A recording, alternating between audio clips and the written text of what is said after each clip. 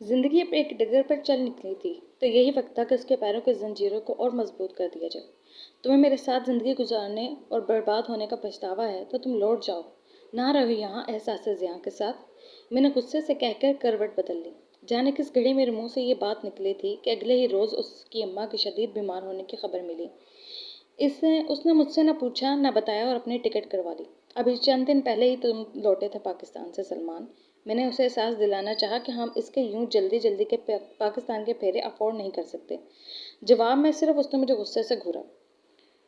Phone थोड़ा सा charge हुआ था तो मैं कमरे में लेटे लेटे ही समीर को कॉल की। उसने बहुत देर के बाद फ़ोन उठाया तो उसके हलक से आवाज़ नहीं निकल रही थी। मॉम कैसी हैं आप? मेरे किसी पैगाम का जवाब इतना ही कहा था कि उसे खांसी का शदीद दौरा पड़ा। बहुत तकलीफ में हूँ बेटे, खांस खांस कर मेरा बुरा हाल हो गया है, जिस्म में इंतहा का दर्द है। मुश्किल से इतना कह सकी, कोई दवा लो मॉम आप, वो डॉक्टर के पास चली जाएं आप। उसने कहा, तुम भी बेटा को दवा लो, इतनी खांसी है, कल कहा भी था कि आइसक्रीम ना खाते, मगर खांसी का हमला हुआ। कोशिश करती हूँ बेटा, मैंने उसे कहकर फ़ोन बंद किया। उसे क्या बताती कि मैं उठने की सक्कत से भी महरूम थी, कजा कि ये गाड़ी चलाती। फ़ोन पर हारून के भी कई पैगामात थे, उनका जवाब देना तो एक तरफ, मुझ में उनको पढ़ने की भी हिम्मत ना थी। जानती थी कि वो कितना परेशान होगा, मगर कमज़ोरी और नकाहत ने बेबस कर दिया था। खुद को खींच तान कर उठाया और किचन में जाकर कैबिनेट से दर्द की दवा ली। दो गोलियां ली, इसे दूध के साथ खाया और थर्मामीटर से बुखार चेक किया। बुखार था मगर इतना तेज़ नहीं था जितना जिस्म टूट रहा था। सीने से दर्द की लहर उठी थी और कमर पर कंधों के दरमियान पिछली तरफ जाती थी, यूं जैसे इस जगह पर आग लगी हो। किचन के फर्श पर ही निढाल होकर गिर गई। फ़ोन से बमुश्किल अपने डॉक्टर का नंबर डायल किया। उससे वक्त लिया जो कि 7 घंटे बाद का था। 7 घंटे तक मुझे इसी कर्ब में रहना था। दफ्तर के नंबर पर पैगाम भेजा कि मैं नहीं आ सकूंगी, मेरी तबीयत ठीक नहीं है। वहाँ से पैगाम आ गया कि मेरी छुट्टी मंजूर हो गई थी, क्योंकि जो चाइनीज़ वक्त आया हुआ था और जिनके साथ मेरी ड्यूटी थी वो सब बीमार हो गए थे और उन्हें बुखार के साथ उल्टियाँ आ रही थीं। दफ्तर वालों ने शुबा ज़ाहिर किया कि पिछले रोज़ जो हमने इकट्ठे लंच किया था इसमें कोई मसला होगा, जो हम सब बीमार पड़ रहे थे। मैंने तो वो लंच नहीं खाया था क्योंकि इन सब ने एक चीनी रेस्टोरेंट का इंतखाब किया था और वहाँ मेरे खाने के लिए कुछ न था। तो मैंने बहाना बना दिया कि मैंने नाश्ता पेट भर कर किया था और चाय के साथ भी सैंडविच लिया था। हालांकि ऐसा कुछ न था, मगर ये कहती कि हलाल और हराम का मसला है तो वो बदतहसीबी में शुमार होता।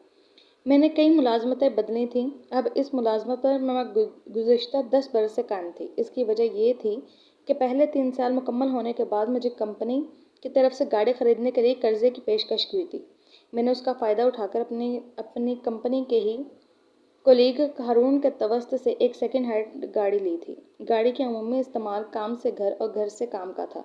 कम अज़ कम मेरी बसें और ट्रेनें बदल बदल कर काम पर जाने से जान छुट गई थी। पहली बार हारून से गाड़ी के हसूल के सिलसिले में ही तारुफ हुआ था। इसके बाद ये तारुफ दोस्ती में बदला और हम अक्सर लंच साथ करके बैठ के करने लगे। इसमें हम एक दूसरे के लंच शेयर भी कर लेते थे। हारून का ताल्लुक एक गरीब घराने से था। अपनी गुर्बत मिटाने को अपनी नौ ब्याहता बीवी को वहीं छोड़कर आया था। जब तक इसकी बहनों की शादियां नहीं हुई, इसके माँ बाप हयात रहे और इसकी बीवी वहीं रही थी। वालिदैन की वफ़ात के बाद वो इसे अपने साथ ले आया था। इसके 4 बच्चे थे, 3 बेटे और 1 बेटी। इसकी बीवी एक सादा सी औरत थी।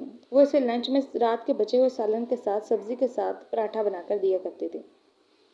इसके हाथ के बने मक्खन के पराठे बहुत लजीज होते थे, मगर मैं कम ही खाती थी। मुझे अपनी स्मार्टनेस का ख्याल रखना होता था।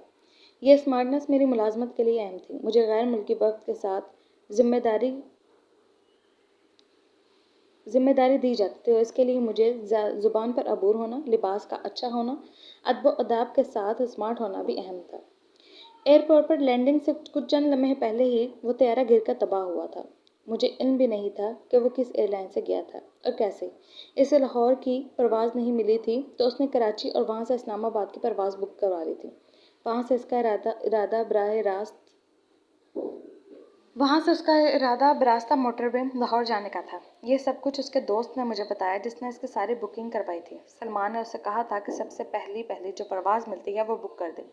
उसी दोस्त ने अपनी बीवी के हमरा मेरे घर पर आकर मुझे वो बुरी खबर दी। इस परवाज़ का कोई मुसाफिर नहीं जिंदा बचा। सब कुछ जलकर कोयला हो गया था। इसे बिलाकर अपने वतन की मट्टी नसीब हो गई थी। इस तरह का कोई इसे अपने वतन की मट्टी से अलहदा भी नहीं कर सका था। पाकिस्तान कॉल की तो इल्म हुआ कि उसके पहुंचने से पहले इसकी माँ भी राह अदम हुई थी। माँ बेटे इकट्ठे इस सफ़र पर रवाना हुए थे। अब पाकिस्तान में मेरे लिए क्या बचा था? वालिदैन भी ना रहे और बहन भाइयों की अपनी अपनी ज़िंदगियाँ थीं। अम्मा अब्बा की विरासत की तकसीम के बाद जो मेरा हिस्सा आया था उन्होंने मुझे भिजवा दिया था, तो इस बड़ी रकम को मैंने समीर के तालीम के लिए महफूज कर लिया था। ज़िंदगी का सफ़र अब तन्हा ही गुजारना था। सलमान के जाने से एहसास हुआ कि मुल्क से हिजरत करके आना कितनी बड़ी गलती थी। इतना अरसा गुजार कर भी हम अपनी शनाख्त वही रखते थे, यानी तीसरे दर्जे के ममालिक के शहरी होने की हैसियत। इस मुल्क की शहरियत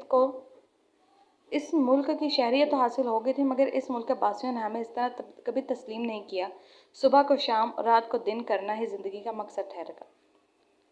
हारून ने मुझे इद्दत मुकम्मल होने के बाद निकाह की पेशकश की। इसकी बीवी का दिल पाकिस्तान में ज़्यादा लगता था और वो अक्सर जाती रहती थी। अब एक एक करके इसने सारे बच्चों को भी पाकिस्तान में स्कूल और कॉलेजों में दाखिला करवा दिया था। इसी बहाने खुद भी वहाँ के किराए के एक मकाम में रहने लगी थी। छुट्टियों में किसी साल वो आ जाती, कभी नहीं आती थी। अमूमन बेटी इसके साथ आती थी। बेटों का दिल भी पाकिस्तान में लग गया था तो वो कम कम ही आते थे। साल में एक बार हारून भी 2-3 हफ्ते के लिए चला जाता। समीर बहुत बड़ा हो गया था, मैं दूसरी शादी का सोच भी नहीं सकती थी। मैंने शाइस्तगी से कहा, समीर को अपने बेटों की तरह नहीं हारून, मैं 4 बच्चों वाली किसी औरत का घर नहीं उजाड़ सकती। ऐसा हरगिज़ नहीं होगा। हर किसी का अपना मकाम होगा। मेरी बीवी को यहाँ रहना नहीं पसंद और आप पाकिस्तान नहीं जाना चाहती। न किसी का आमना सामना होगा, न कोई घर उजड़ने की सूरत हाल पैदा होगी। मैं इसकी तहरीरी रजामंदी से ऐसा करूँगा। वो तो बारह मुझे कह चुकी है कि हारून प्लीज़ ऐसी बात दोबारा मत कहें। मुझे अब शादी नहीं करनी। मेरी ज़िंदगी का मकसद सिर्फ समीर की अच्छी परवरिश है। फिर भी अगर मेरा जहन तब्दील हुआ तो सबसे पहले आपकी पेशकश पर गौर करूँगी। समीर आज आपके पास है, चंद सालों में वो खुद मुख्तार हो जाएगा और इस वक्त आप तन्हा हो जाएंगी। वो मुझे भयानक मुस्तकबिल का नक्शा दिखा रहा था और मैं बज़िद थी कि ऐसा नहीं होगा। मौजू एक बार बात करने से ही ख़त्म नहीं हुआ। इसे जब भी मौका मिलता तो वो इस सवाल को ज़रूर दोहराता। समीर स्कूल से कॉलेज और कॉलेज से यूनिवर्सिटी और फिर मुलाजमत पर चला आया। हारून की पेशगोई के ऐन मुताबिक जब वो 18 बरस का हुआ तो उसने मुझे बताया कि वो घर से अपने दोस्तों के साथ मुंतकिल हो रहा है। तुम घर क्यों छोड़ कर जा रहे हो समीर? मेरी जान, मैंने इसका हाथ थाम लिया। ममा तुम्हारे बगैर कैसे तन्हा रहेंगी? मॉम प्लीज़, सब बच्चे इस उम्र में घर छोड़ कर जाते हैं। मुझे जज्बाती तौर पर ब्लैकमेल ना करें। इस घर में क्या कमी है? कोई मसला है तो बताओ, मैं सब कुछ तुम्हारी ख्वाहिश के मुताबिक कर दूंगी बेटा। मैं 18 बरस का हो गया हूँ मॉम, कोई 6 साल का बच्चा नहीं हूँ। अब घर छोड़कर जाना है। इस ज़िंदगी का अपनी ज़िंदगी खुद जीना सीखना है। तुम अंग्रेज़ों के बच्चों जैसे बातें ना करो। मैंने लहजे में सख्ती पैदा की। और क्या है मेरी शिनाख्त? उसने हैरत से सवाल किया। तुम एक पाकिस्तानी बच्चे हो समीर। अच्छा। मेरे कहने पर वो मुंह फाड़ कर हंसा था। किसने कहा ऐसा? मैं जो कह रही हूँ।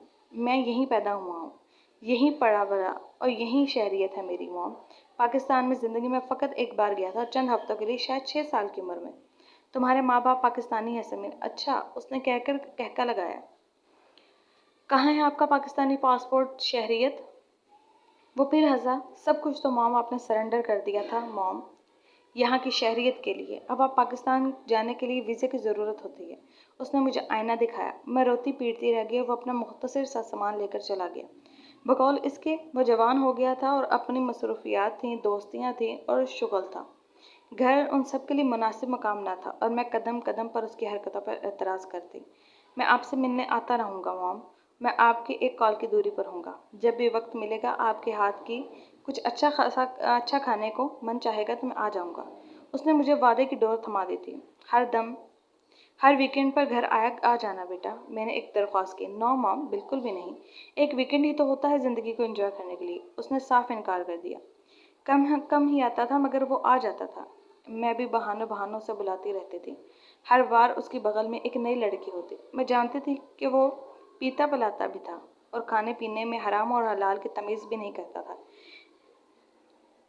मगर पुलों के नीचे से बहुत सा पानी बह चुका था। हलाल और हराम के चक्कर से तो मैं उसे उस वक्त भी ना निकाल सकी जब वो कच्ची मिट्टी जैसा खाम था।